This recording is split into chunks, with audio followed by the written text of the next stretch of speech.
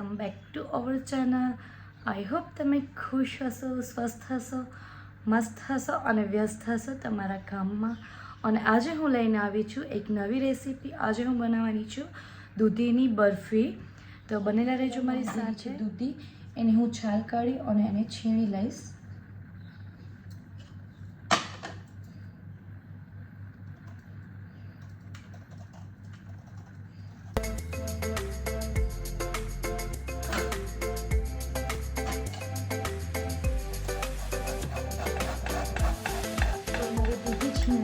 Ready છે, હવે હું ચડાવી દીધું છે।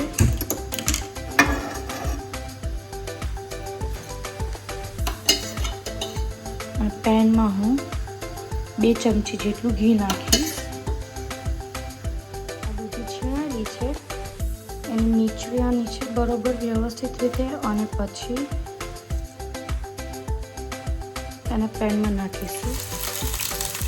આ રીતે બધી જ દૂધી નાખી દઈશું, નીચવીને મેં બધી રાખી દીધી છે પેનમાં। અને આ જે સ્ટોક છે દૂધીનો એને આપણે ફેંકશું નહીં। આનો તમે લોટ બાંધવામાં પણ ઉપયોગ કરી શકો, અને કોઈ સબ્જી બનાવતા હો તો એમાં રસામાં પણ સ્ટોક તરીકે તમે આનો યુઝ કરી શકો છો। તો પેનમાં મેં નાખી દીધું છે અને વ્યવસ્થિત ચલાવી લઈશ।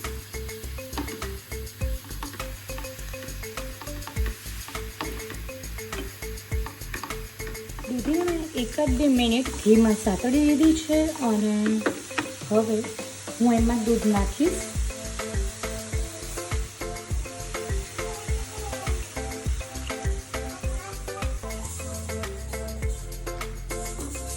મેં અહીંયા એક મોટી દૂધી સામે 1/2 લીટર દૂધ લીધેલું છે, અને આને વ્યવસ્થિત મિલાવી દઈશ।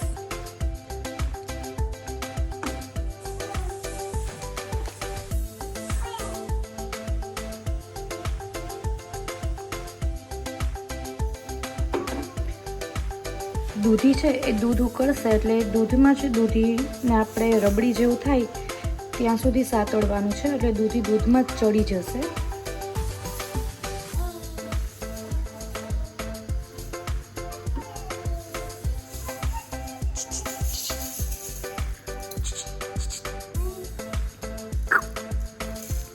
અનયા પણ આવી ગઈ છે રેસીપી શીખવા માટે, હે ને? હા,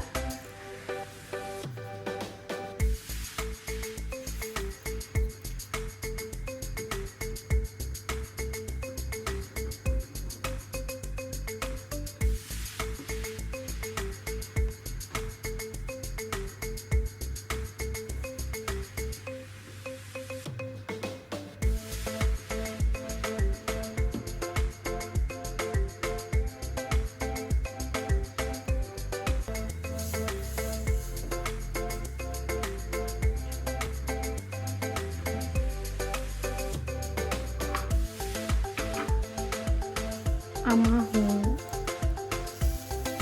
1/2 બાઉલ જેવી ખાંડ નાખી દઈશ।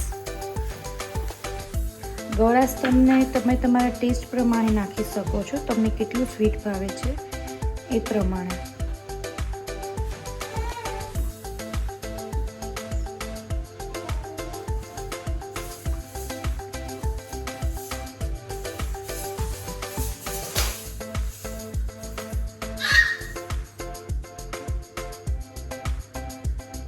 પાંચ 7 મિનિટ મેં આને પકવ્યું છે, અને મેં અહીં થોડો મિલ્ક પાવડર પણ લીધેલો છે, એ આમાં થોડું કરીને એડ કરીશ।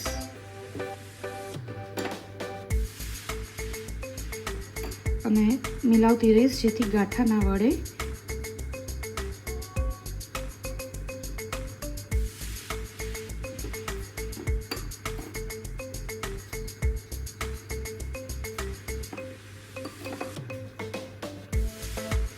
મિલ્ક પાવડર એડ કરવાથી એકદમ સરસ બરફી જેવો ટેક્સચર આવે, એના માટે મેં મિલ્ક પાવડર એડ કર્યો છે। અધરવાઇઝ એકલા દૂધમાંથી પણ એવું થઈ શકે, પણ મિલ્ક પાવડર નાખવાથી ટેસ્ટ થોડો સારો આવે છે, એટલે મેં મિલ્ક પાવડર પણ અહીં એડ કરેલો છે।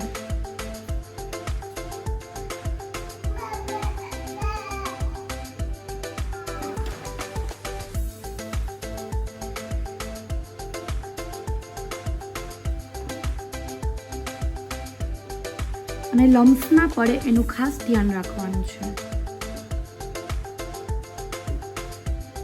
અને આ જ રીતે દૂધીને આપણે ચડવા દઈશું અને એકદમ ઘટ થવા દેવાનું છે અને સતત હલાવતા રહેવાનું છે અને રબડી જેવું બનાવવાનું છે. અને હવે હું એડ કરી દઈશ અહીંયા થોડો ફૂડ કલર ગ્રીન.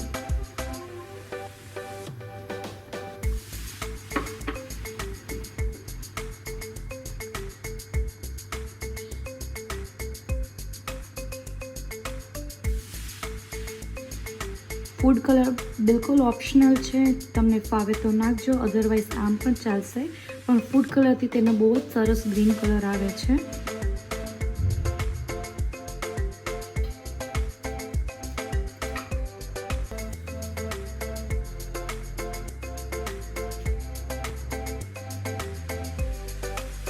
આમાં દૂધનો ભાગ પણ બળી ગયો છે અને ઓલમોસ્ટ પાણીનો ભાગ પણ મળવા જ આવ્યો છે.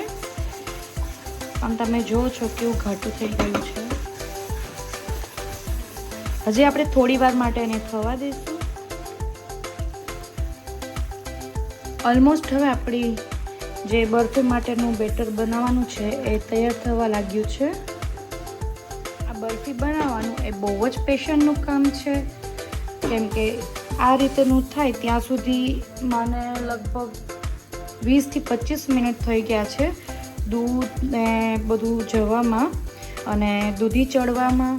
તમે આ હલવો કે બરફી જે છે એ કુકરમાં પણ બનાવી શકો છો જેથી ફટાફટ ચડી જાય.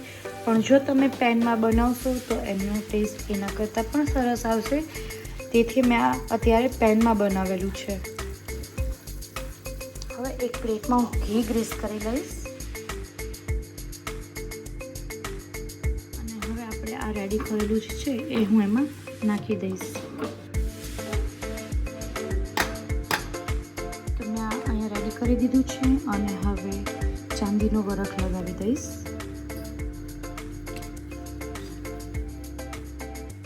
ઓલમોસ્ટ ડન જ છે. હવે આના ચોસલા પાડવાના છે, પણ પહેલાં આને હું ઠંડુ થવા દઈશ, ત્યાર પછી હું તમને બતાવીશ કે આ કેવું લાગે છે.